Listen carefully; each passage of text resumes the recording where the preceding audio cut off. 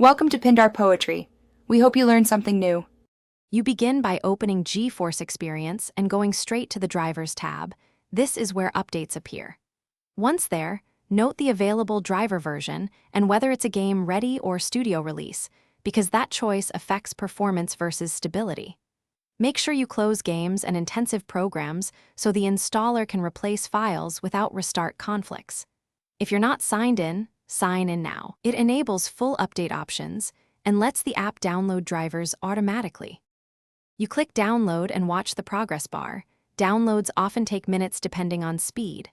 Once complete, choose Express Install for a quick update or Custom if you need a clean install to remove old driver remnants.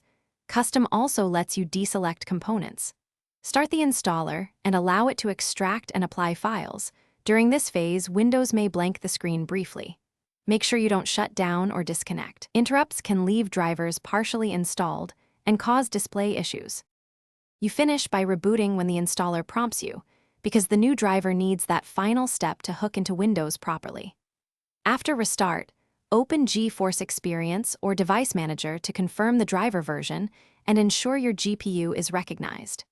If you encounter crashes, black screens, or lowered performance, perform a clean install via the custom option or roll back in Device Manager to the previous driver. These actions resolve corruption or incompatibility. If problems persist, safe mode and the-based removal is the next troubleshooting step.